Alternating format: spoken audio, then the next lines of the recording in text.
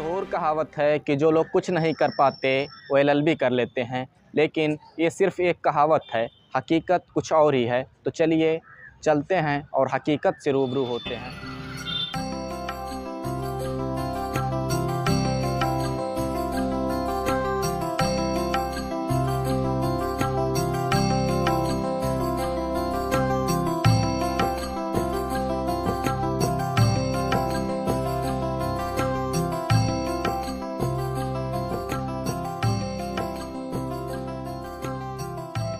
नमस्ते, मेरा नाम आशीष और आपका? चंद्रभान सिंह एडवोकेट। कितने साल पहले आपने प्रैक्टिस शुरू की? 34 वर्ष हुआ। तब से लेकर अब तक चैम्बर में क्या बदला, कोर्ट में क्या बदला? बहुत ज़्यादा बदलाव हुआ है। अब बदलाव अगर आप पूछें, मैं जब जूनियरशिप में आया था तो मैं केवल सीनियर के साथ हम लोगों को घूमना टहलना रहता था। हम लोग किसी फाइल को सीनियर के पास पढ़ते थे, वो कुछ बोलते थे, हम उसको राइटिंग इन राइटिंग में करते थे। चूँकि वकालत में आने के बाद जो मैंने पढ़ाई किया, तो पढ़ाई तो केवल किताबी ज्ञान था, वो ज्ञान रहा, उस ज्ञान की तो आवश्यकता पड़ी। लेकिन यहाँ ड्राफ्टिंग जो होती है, जो कहा जाता है, वो कुछ पढ़ाई से अलग होता है। तो उसको सीनियर के द्वारा ही सीखा जा सकता है, जूनियरशिप में ही सीखा जा सकता है। तो मेरे सीनियर बाबू हरिश्चंद्र प्रताप सिंह रहे हैं, क्रिमिनल के अच्छे वकील रहे हैं। मैं उन्हीं के पास करीब 5-6 वर्षों तक रहा। आपके हिसाब से एक वकील की पढ़ाई कब शुरू होती है, कॉलेज में या कचहरी आने के बाद, प्रैक्टिस शुरू करने के बाद? देखिए, वकील की पढ़ाई तो ज्ञान के लिए तो ज़रूरी है शुरू से ही, लेकिन वकालत जब वो करने आएगा और वकालत करना होगा तो उसकी पढ़ाई वकालत के दिन से शुरू होती है, जब वो प्रैक्टिस में आता है तब से। क्योंकि यहाँ किताबी ज्ञान के अलावा तमाम ज्ञान की ज़रूरत पड़ती है, जो आप प्रैक्टिस करने के दौरान ही जान पाएंगे और उसको समझ पाएंगे। और जितना अंग्रेजी का दबदबा आज है, क्या पहले भी इतना ही था या कुछ कम था अंग्रेजी? ऐसा कुछ नहीं, हमको 34 साल हो गया वकालत करते हुए। मैं शुद्ध हिंदी में ही बात करता हूँ, शुद्ध हिंदी। हाँ, कानून की किताबों को पढ़ना पड़ता है इंग्लिश में, चूँकि ज़्यादा किताबें इंग्लिश में आती थी। आज का समय में ऐसा भी हो गया है कि इंग्लिश और हिंदी दोनों रूपांतर आ गए हैं। लेकिन पहले की किताबें तो केवल इंग्लिश में ही, जो रूलिंग हुआ करती थी, सब इंग्लिश में ही आती थी। उसको इतना इंग्लिश पढ़ा गया था तो उसको पढ़ करके समझ लिया जाता था। आपके परिवार में आपसे पहले कोई और वकील था? नहीं, कभी नहीं। आप फर्स्ट जनरेशन रहे? खानदान में कोई नहीं था।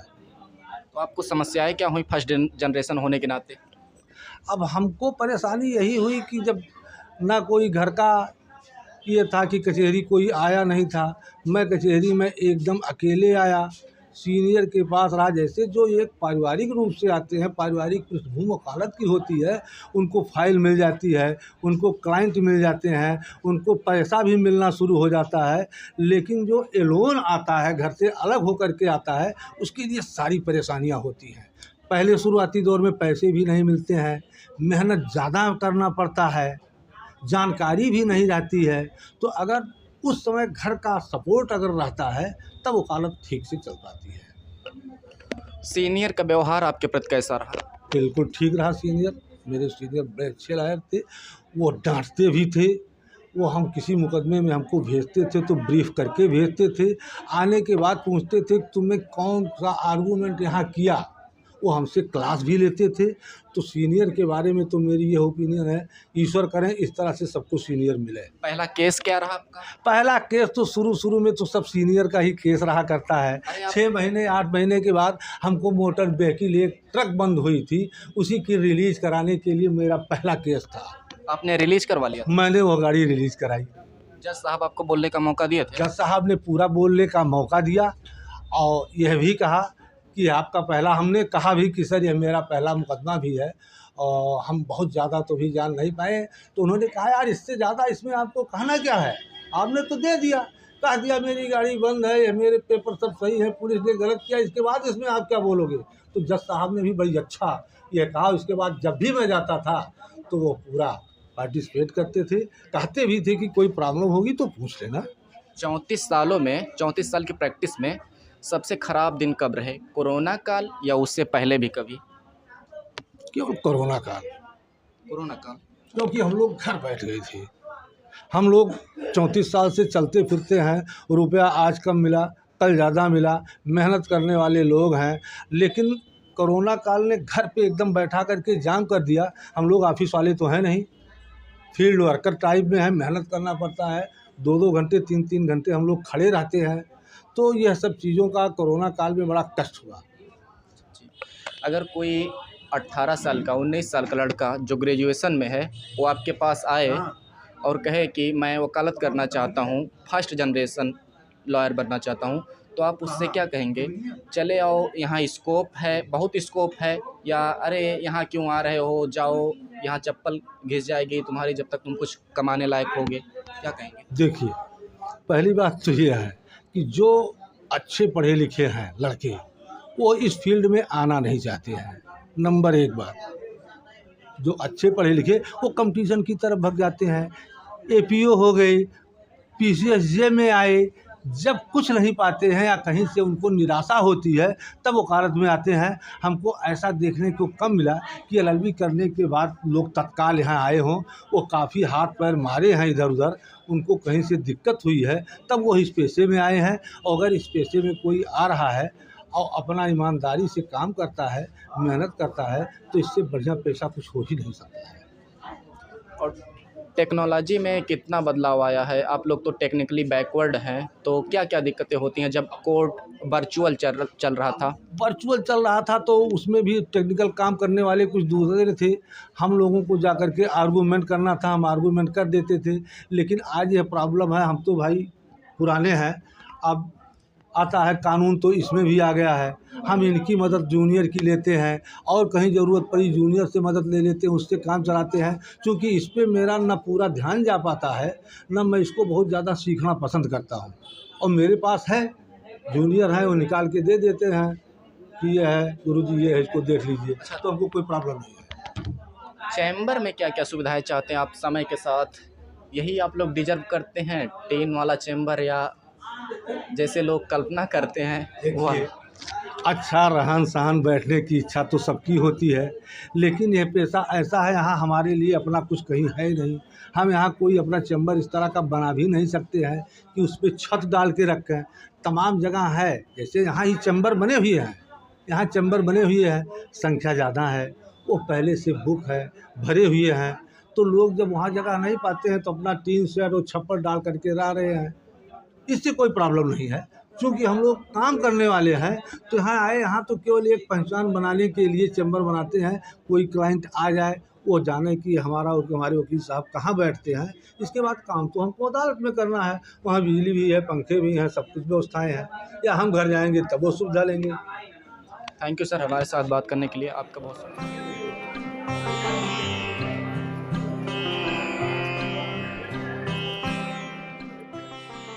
नमस्ते, मेरा नाम है आशीष, और आपका? नमस्ते, मेरा नाम संतोष कुमार सिंह है। यहाँ कैसे आ गए? एक्सीडेंटली तो नहीं? नहीं, एक्सीडेंटली नहीं।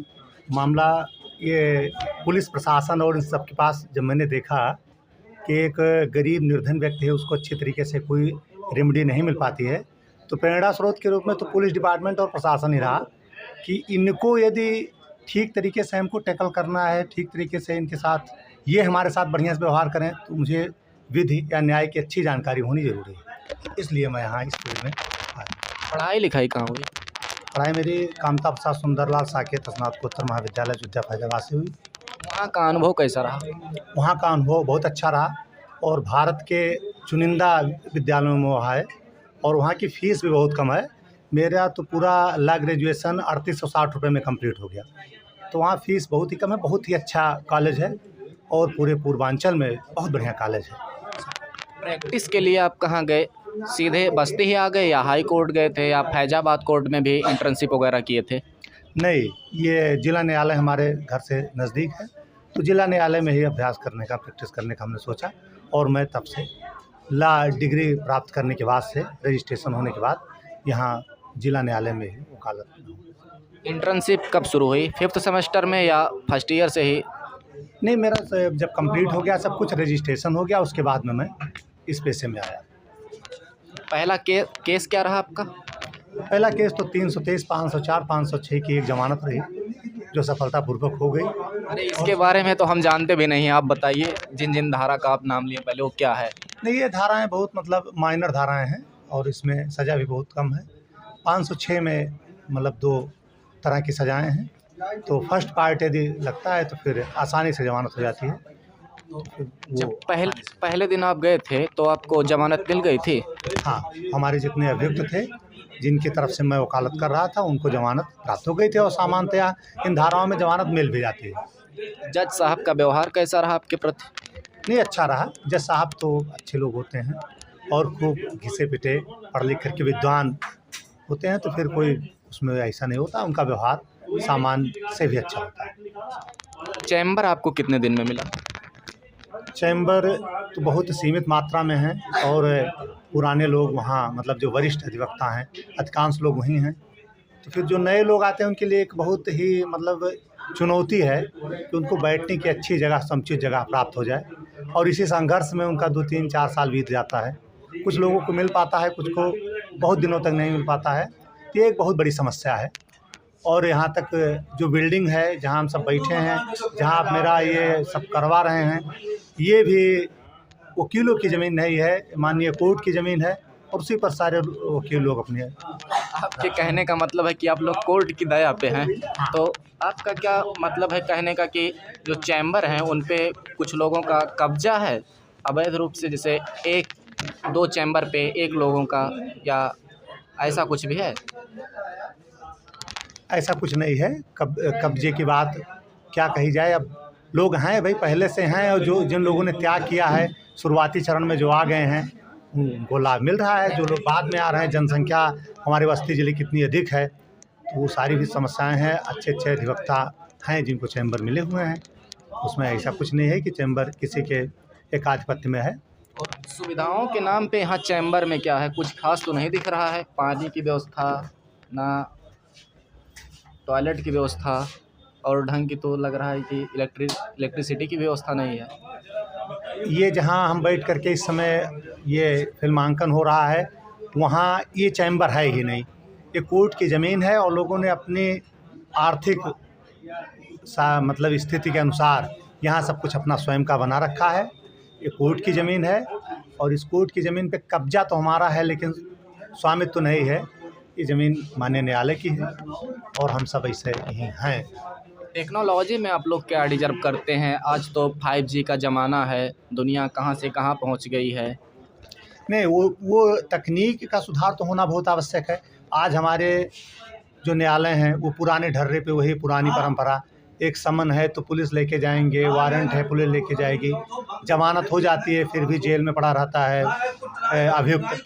तो उसके लिए नई तकनीक का इस्तेमाल हो कि ज्यों जमानत मिल जाए फिर उसको 1 घंटे भी वो जेल में न रहे, वह जेल से तुरंत छूट जाए। तो इन सब चीज़ों का तकनीक का जब इस्तेमाल होगा, पहले इनकम सर्टिफिकेट, जाति कास्ट सर्टिफिकेट ये सब बनाना होता था, 4-4 दिन 10-10 दिन लग जाते थे। अब बहुत आसानी से वो सब बनने लगा है, ऑनलाइन सारी व्यवस्थाएं हो गई हैं। तो उस चीज़ में कहीं ना कहीं अभी लॉ फील्ड जो है वो बहुत पीछे है। अभी तकनीक के मामले में अभी जितनी भी NIC की वेबसाइटें हैं सारी वेबसाइटें एकाएक बंद हो जाती हैं।